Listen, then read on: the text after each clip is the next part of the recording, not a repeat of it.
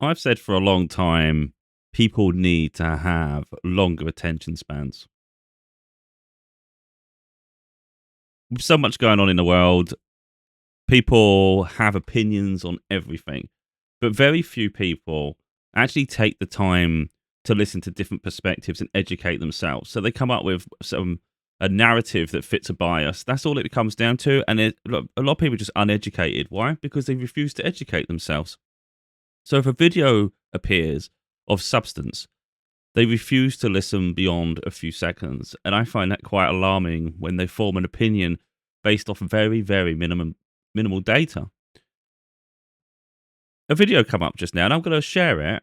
Now, I don't usually like doing that. I've done a repost, which usually I would say that's sufficient. But the reality is that video could get taken down and no one sees it again. I think some videos it's worth distributing ourselves so it stays available, and I think that's really important. Which hence why I'm going to do this.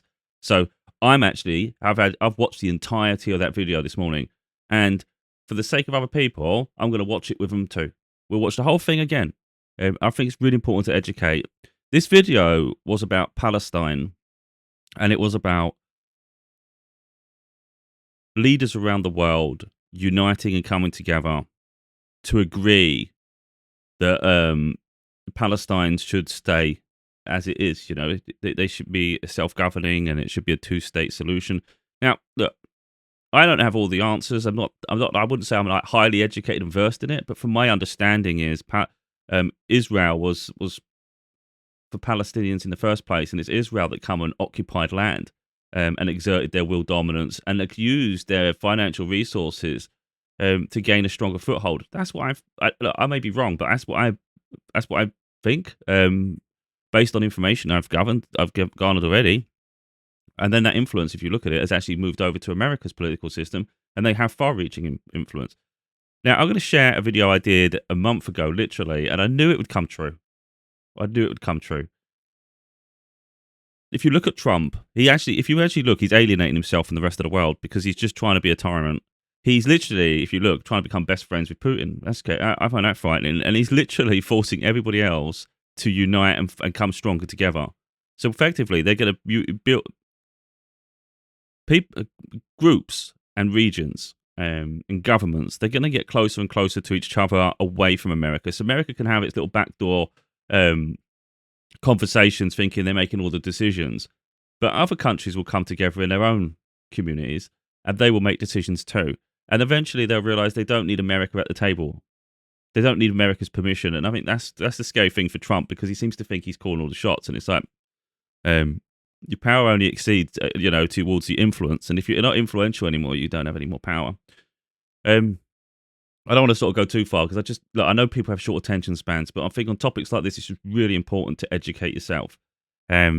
I'm not scared to talk on topics. I'm only talking from what I'm hearing, and I'm just sharing that. And this is from the people's mouths themselves. And I think that's where it's really important. Just want to say what I said because I've done so many videos and I knew it would come true. Like I said, Europe will join together and they will become stronger for it. And if you look at Trump's trying to say that Europe needs to start defending itself. Europe needs to invest in itself and not need America so much. And I mean, that's going to come back to bite him because yes, they should. But then when they do, then America's influence is low, isn't it? We don't need it. Oh, we don't. And then he'll go, wait a minute, I didn't mean that. It's like, you don't get to pick and choose. It's fine. They're strong now.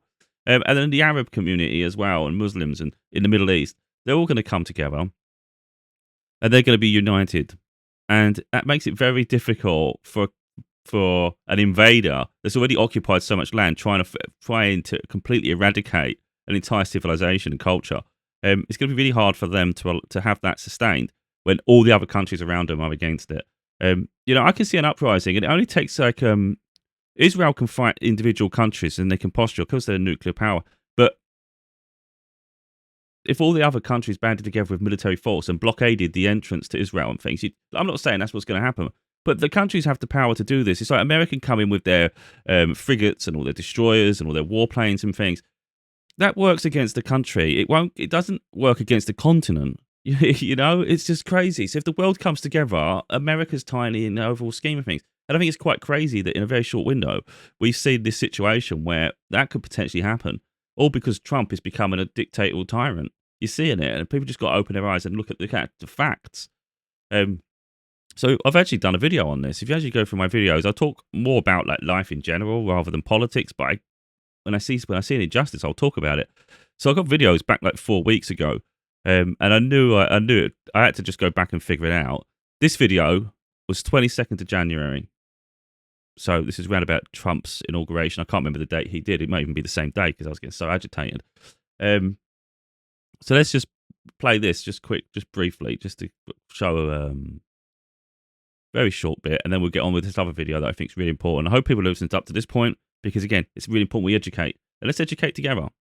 If America starts to try to occupy other countries, that will push other nations closer together, and it will allow ones seen as adversaries to become potential allies. That's what I think. It's a strange statement to make. But this situation with Greenland specifically, I think, is a real touchy subject. I think it's the one that's going to be riskiest most to Trump. The Canada situation, they can obviously do diplomacy, and maybe it makes sense to merge countries. It seems surreal at this point, but you just never know. You know, but the Greenland one, I think, is a no go. Because even if America tries to take it by force, one would assume that because Denmark is part of NATO, of course America is, but America's the aggressor. So one would assume that all of NATO has to come together to defend against America. One would expect. Now, you see Americans, and they keep waffling on about the amount of money America spends towards NATO. It's more. Maybe they are the biggest independent contributor, but the United States as a whole is like a continent of America. So USA is big, so it has a bigger economy. But Europe is still an economy. So when Trump, for instance, Trump is very good at pointing out specific countries to try to seem weak. But if you look at the landmass of somewhere like France, for instance, France's landmass is nothing like the landmass of the USA, is it? But I don't want to go too far into this video because we lose sight of what we're actually saying here. Effectively, I'm talking about the investment into NATO, for instance. You can talk about Europe like it's a country. Europe is a continent formed of many countries, European nations.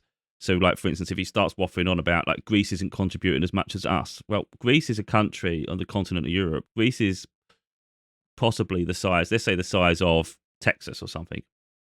So, in terms of, like, one portion, I don't know how many states there are in America. Let's say it's 50. I'm not that invested. But you got one. You know, what would 1/50th be of the American contribution? And then I start assessing that based on the country. You know, those sort of things. Of course, or you just sort of split it between how many European nations. Then there's ways to obviously do it, but he's trying to put the weight of what America's paying to an individual country, and that's where the discrepancy is, because that's not right. That's a very small country if you're doing it based on that. So if a percentage of a GDP of Greece is not going to, so if you said 2% of Greece's GDP, you would argue that's going to be far less than 2% of America's, because Greece's economy is far less. So a percentage of their money is less, isn't it? But he talks in riddles. We don't want to go too far off here because this isn't about that. But this was me about saying people are going to come together in unity here, and America will become less relevant. So you got Trump talking recently saying USA is going to occupy Gaza. They're going to build luxury resorts and all sorts of stuff. You're thinking this guy's out of whack, isn't he? That's just crazy. But it was quite obvious. And then you've got Netanyahu was smiling because obviously that Israel's thinking that's what we want. You know, this is the life we want. We don't want to be an Arab nation. We just want to be our own little, I don't know, just our own little country, really, that has an awful lot of regional significance because it's literally got access to the Mediterranean Sea, which obviously trade and all sorts. So everybody else is landlocked. So it's a bit annoying. You've got this neighbour that's a tyrant. But I don't want to go too far with all this because you can say maybe too much. But then the other way I see in that is this: Trump saying he sees this, he sees that, and he sees this. But then the other countries around, it's interesting. What do they think? They're the ones that have to live there. Trump's just trying to be a dictator at this point, and he really is. And it's like it's getting crazy to sit to witness. So this video come up. It's a little bit long. Oh, it's 20 minutes. So if people can stick with it, that'd be beautiful. I know people have short attention spans. I refuse to split a lot of my videos up. A lot of mine are like quite long, like 30 minutes sometimes.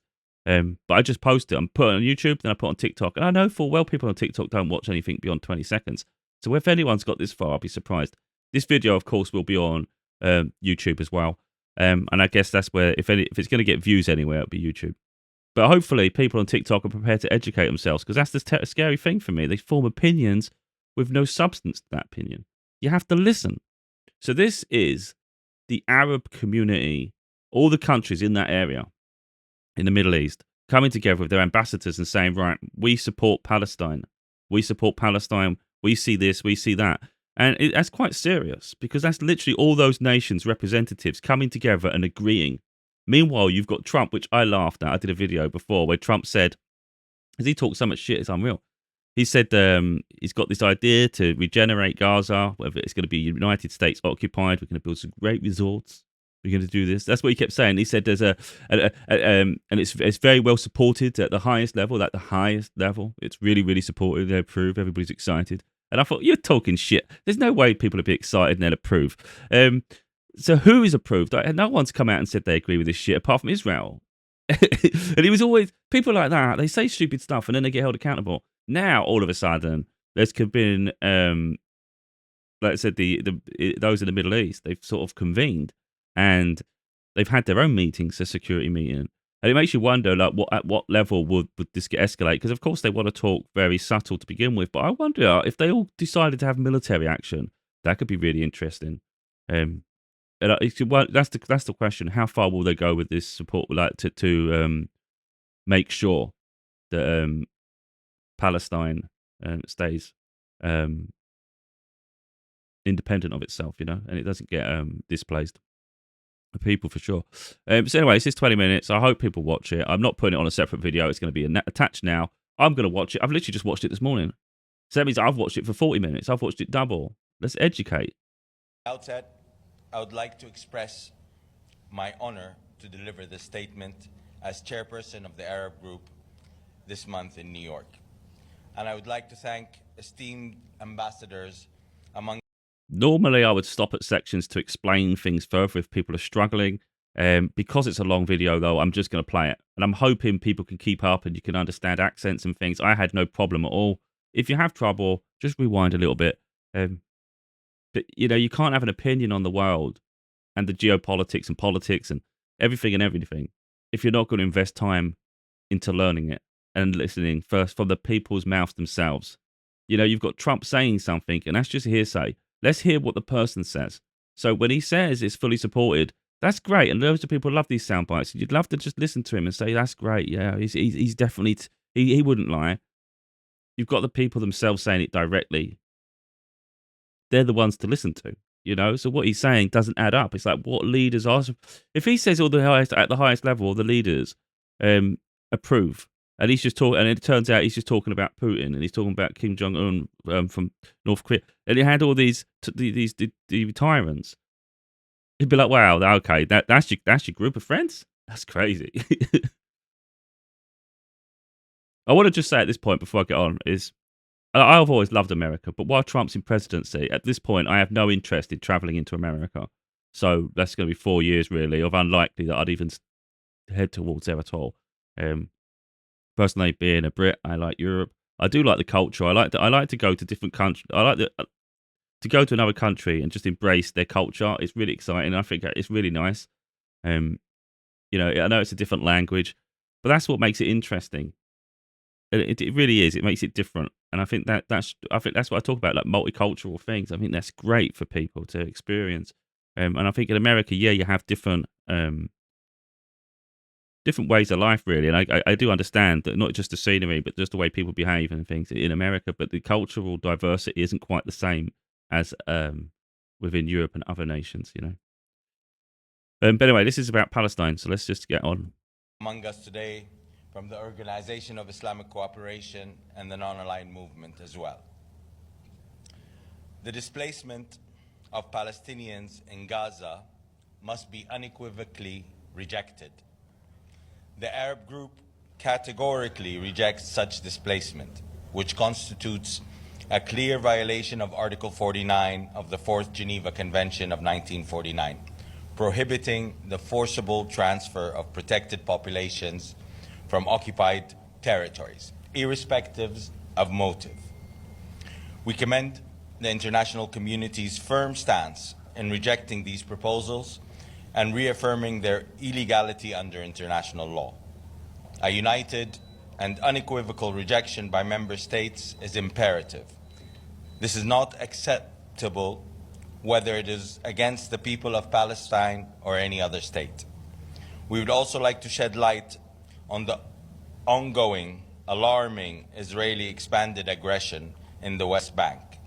These actions are a clear violation of international law and must stop immediately.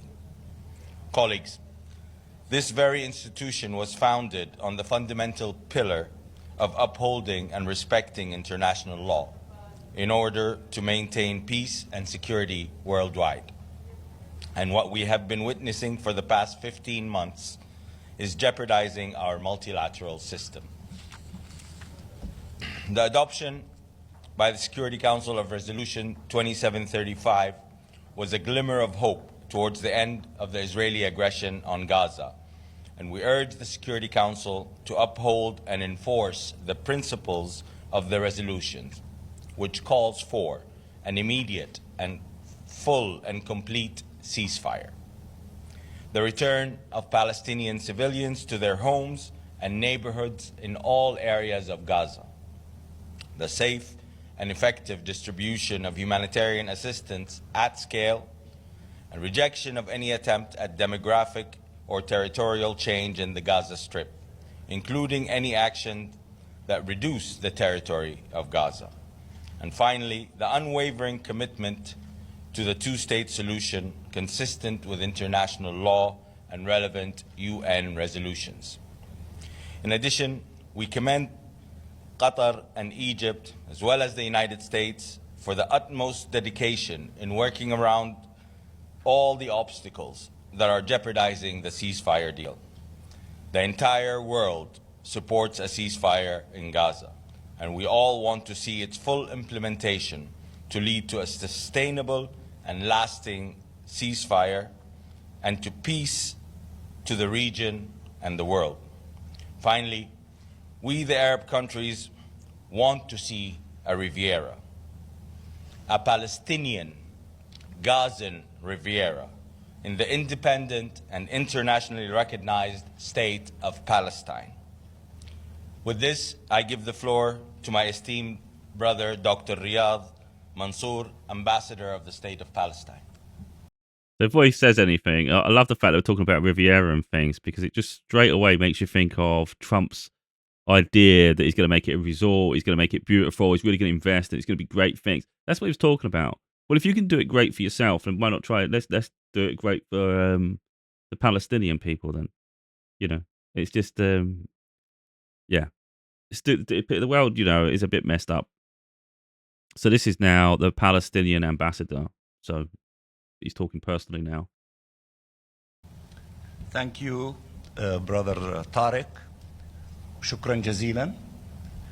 And allow me at the beginning to express our gratitude for this massive representation of all of the Arab ambassadors and ambassadors from all regions of the globe, including NAM, OIC, the Committee on the Exercise of the Inalienable Rights of the Palestinian People, from the African countries, from Asia, from Latin America, and this assembly of all ambassadors is to endorse the content of what was read by my brother Tariq, and we are strongly united behind the ceasefire. Just want to say that's a lot of, each one of those people represent a country in support of the Palestinian people and regenerating Gaza for them, and that two-state option. So that's interesting, isn't it? That's a lot of countries. To make it permanent, to spread to not only the Gaza Strip, but also in the West Bank against the aggression there, and for the Israeli forces to leave the Gaza Strip and to leave the occupied West Bank, beginning with the northern part of the West Bank, and the full implementation of all provisions of the agreement through the 3 stages. In addition to that, we are united behind the implementation of Resolution 2735. It was adopted by the Security Council. No one voted against it. We want to see the implementation of that resolution as well. We had a large Arab delegation that met last week with the President of the Security Council. We conveyed this sentiment along with our rejection to the ethnic cleansing and forced transfer of the Palestinian people outside their homeland, especially those from the Gaza Strip. And we are very grateful for the Chinese ambassador who conveyed the content of our meeting, including we extended an invitation to the Security Council to come and visit the land of the State of Palestine, including the Gaza Strip. We also had yesterday a meeting of all the Arab ambassadors with all of the European Union ambassadors in their offices. It was a very powerful meeting. It was a very constructive meeting, and we converged our positions on many important issues, including the ceasefire, the implementation of the stages, and the implementation of 2735, and honoring and respecting international law, and also to oppose the violation of provisions of international law as it relates to the crime against humanity of forced transfer. We believe that such strong messages from key components of the international community, along with the Secretary General, who made it crystal clear that he opposes ethnic cleansing as it relates to the Palestinian people in the Gaza Strip. So therefore, we will continue our efforts here at the United Nations, with the Security Council, with the General Assembly, with the Secretary General and all components of the international community, not to allow further crimes to be inflicted upon the Palestinian people. What we need is to open doors for peace. What we need is a political horizon. What we need is to put an end to this illegal occupation as soon as possible, as has been articulated by the International Court of Justice, and as it has been legislated by the General Assembly, that this illegal occupation to be terminated within 1 year. We are working very hard with all partners in many things, including on the global alliance, on the two-state solution, and for the practical steps to convene an international conference as it was asked for by the General Assembly in June under the co-chairmanship of Saudi Arabia and France. This conference is not going to be an ordinary conference where we meet and give statements and issue a declaration. We are in the beginning stages of asking countries to declare commitments of what exactly they will do in order to contribute to putting an end to this illegal occupation. So by the time we meet in June, we will have the summation of all these practical commitments, including supporting the government of the State of Palestine, strengthening it, allowing it to be able to shoulder its responsibility vis-à-vis the Palestinian people.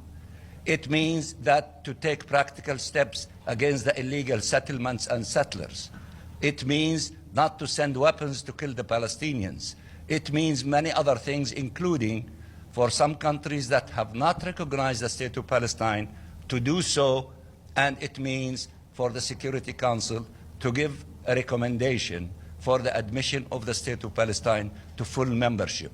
These are but samples of the commitments that we expect from all member states, from political groups and regional groups, so that this time all of us will be working for the implementation of what the ICJ told us to do when they said in the General Assembly, adopt the modalities for putting an end to this illegal occupation as quickly as possible.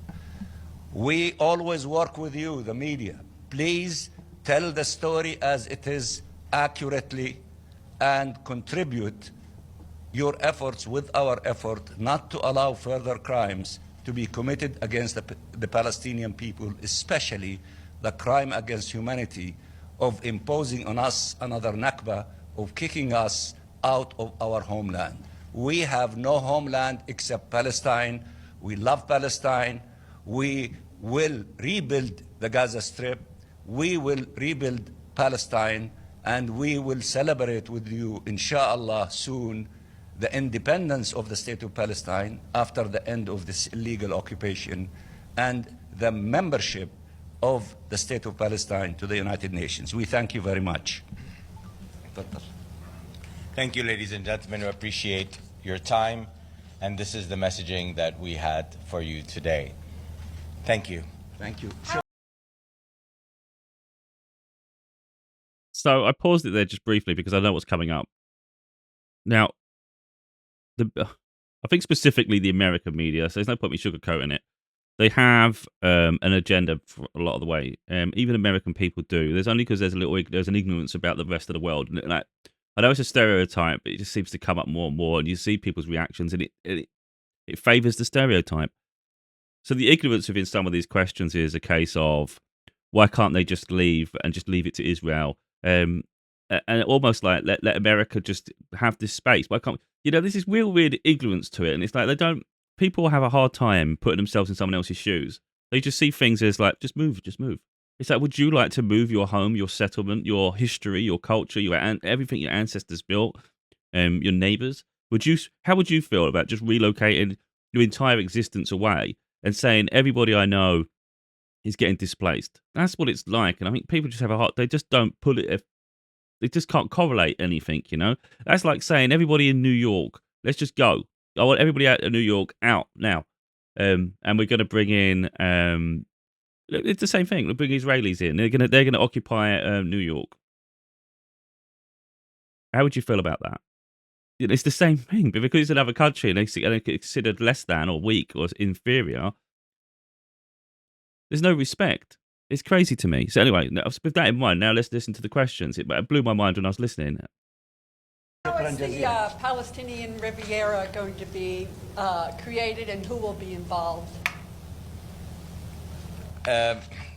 Well, there's, like any other country that has been devastated by war, if you look at World War II, you have London, you have Warsaw, you have Dresden, you have Stalingrad, you have Hiroshima, Nagasaki, all devastated by war. Everybody got together, they built their cities back, and today they are some of the most amazing cities around the world. So, like any other place in the world, this is how Gaza will be rebuilt. Do you believe the Trump administration is engaged in good-faith efforts to bring a ceasefire, a permanent ceasefire in the Middle East, based on their recent comments about the Riviera? Well, let's hope so. I mean, the only way forward is a two-state solution. This is agreed upon by every member state around the globe, and this is what we're all working for since day one of this. This has been 100 years ordeal. We can't let this go on. Two-state solution is the only solution that has not been tried to date. The only solution that has not been tried to date is an end to occupation and the existence of a Palestinian state. Everything else did not work. This is the only way forward, and I believe the international community is all behind that. Refugees from around the world, and especially from the Arab world, in places where there's been war, are going like to Europe, to everywhere around the world. Why couldn't those who want to emigrate from Gaza do the same? Who said those who want to are blocked from doing the same? Like everywhere else, there's no place like home. And as Dr. Riyad said, this is their home. They don't want to leave anywhere else. They have nowhere else. This is their home. Egypt does block entry into its country from Gaza. Let me just say, Yes. we should not have a theoretical debate of what the Palestinian people want and they don't want. what we need to do is to respect the wishes of the Palestinian people. The Palestinian people who marched, 500,000 of them, on their feet from the southern part of Gaza to the northern part of Gaza, knowing that they are going to destroy properties and homes. It is a clear signal that they want to go back to the places where they were born, where they have memories, where they have stories, where they have connection between them and the land. It is in our DNA. If some people tell us that they were exiled 2,000 years ago from a piece of land and then they are entitled to return to it, why is it so surprising that we, the Palestinian people, that should not be allowed to go to the places that we love the most? And then they tell us about those who were exiled 2,000, then they came and turned the desert into paradise. We are able to turn the destroyed beautiful areas that used to be beautiful in the Gaza Strip to what we want it to be. We are resilient people. If we are not oppressed, if we are not being killed, if in large numbers, if we are not being put in prisons in large numbers, just once we have that opportunity to exercise the self-determination on the lands of our ancestors, our fathers and grandfathers, then watch us as Palestinians, what wonders we will do. There is no one that can rebuild what they want to rebuild, to have paradise here and there, and we, the Palestinian people, cannot do the same and maybe more. So respect the position of the Palestinian people, the desire of the Palestinian people, and to respect what they decide. Don't kill them, don't force them, don't starve them, don't deny them hospitals, don't deny them schools, and then say they have the right to migrate away from hell. That is not fair, that is not correct, that is not congruent with humanity. One last question. Are there specific steps you would like to see the Security Council or the GA take in the next, say, 2 weeks? Yes. We told the Security Council for the next few weeks, you have two things that you declared that you are united around. One is the implementation of Security Council Resolution 2735 that has many things, including the rebuilding of Gaza, returning to Gaza, and unifying it with all the lands of the state of Palestine.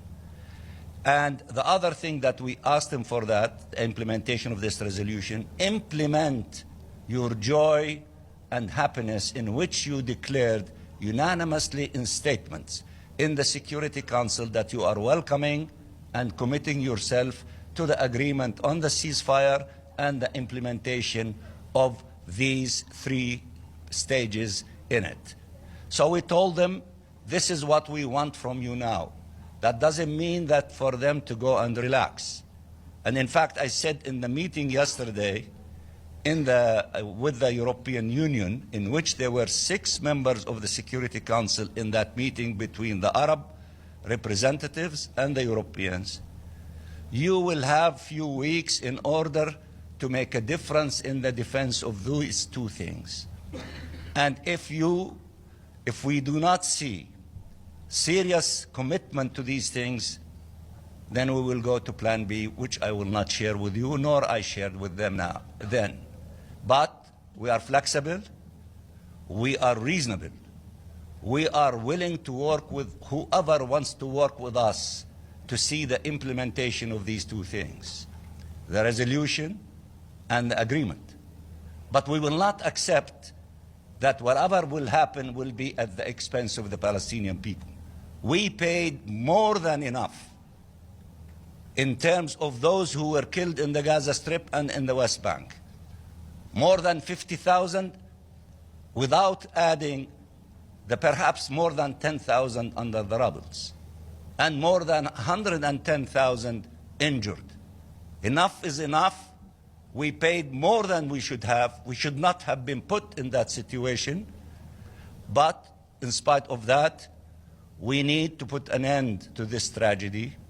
to this genocide and to begin the process of healing, fixing the schools, fixing the hospitals, cleaning the roads, having clean water, putting our lives in order to allow for temporary housing and shelters to be erected, so to pave the way for the reconstruction stage.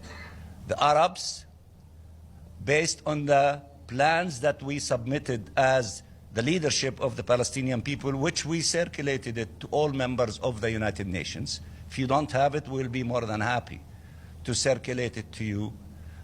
The Arabs, based on that and other creative ideas, led by our brothers from Egypt, will be in the next few days, as a result of consultations at high levels in Riyadh and the summit in Egypt on the 27th, and a ministerial meeting in Jeddah of the OIC on the 7th of March, we will be able to put the alternative for those who say there is no alternative but their ideas, to show that the Arabs, the Muslims, together, and many of our friends, we have plans of how we can save Gaza, how we can help the people in Gaza to pave the way for beginning the process of reconstructing Gaza, and we will.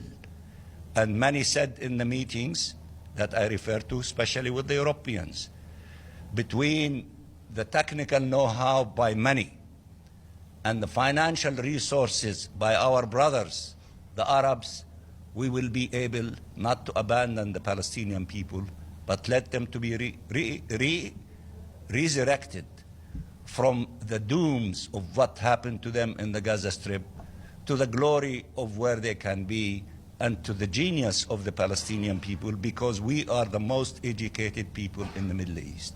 So we can do wonders. Trust us. Thank you very much, and thank you to my colleagues. Thank you. I just want to leave it there with a picture there where you can see the people, like I said, all the leaders of the Arab community. What I think you take from that is there's power in unity. You can have sort of Trump posturing, because obviously he's the face of America. I know an awful lot of Americans don't agree with Trump, and a lot of people say, well, Trump was elected, so it's the voice of the people. The real problem with elections, and I think most people who are educated can see the problem, is the fact that it's not necessarily a percentage of the population, a high percentage of the population that votes someone in or a party in. It's how many constituents in terms of these states. So let's say, for instance, Texas wins. I'm not sure if it's Texas or whether it's areas. I'm not that clued in. But let's say it's the state of Texas. And Texas votes Republicans for Trump. And then you've got maybe neighboring ones do the Democrats. It's how many states voted for that party, as opposed to how many people. So that's really where the problem is, and the disparity between the parties. So from my understanding is actually in terms of the amount of people that voted for Trump, I think it was 29% of Americans voted for Trump, and yet Trump is president, because in terms of the number of states, it's a higher percentage, because obviously he won. So yeah, people get misconstrued that. They said it's the will of the people. It's like the average person, it isn't actually. But because he's the face of America now, it's like America, you just think of this big war machine, don't you? And you just think how powerful they are around the world. Well, you're powerful one-on-one with a nation. When do you have nations having so much unity so they unite together, it's hard for one nation to come against all. It's impossible, and that's where it's like F around and find out. That's literally what you find in here. So Trump's pushing everybody's buttons and forcing everybody to come together, like I said in my previous video. And he's going to find himself isolated, ostracized, and those communities forming new bonds, new agreements, people they can trust, and long-term trade agreements, like all sorts of agreements. And it's going to be at the expense of America not even being involved in those agreements, because they're too unhinged. You can't rely on them, especially like where Trump's there. And I've said about it before, every 4 years in America, it's unstable. It's like everything just gets washed away, and a new doctrine's established. So you can't actually rely on it, because the way its democracy is built upon, it's built upon reset. So nothing is sustainable over there. It's crazy to me. I don't want to go on too far. If anyone's got this far, I really do applaud you because, to be honest, there's a lot of ignorance in this world and people don't take the time to educate themselves. I know some parts I'm sharing my opinions, and you can ignore those opinions. They're based on what I've learned, my understanding of the world. Not saying it's 100% accurate, um, but when you hear it coming from the people, the ambassadors' mouth themselves, that's an opinion of that state. And when you see so many ambassadors standing there together, it's the opinion of a specific section of the world. And that's an awful lot of countries that they represent. And I think that speaks volumes. To get this far shows you are educated and you're willing to learn and hear other opinions. And I think that's great.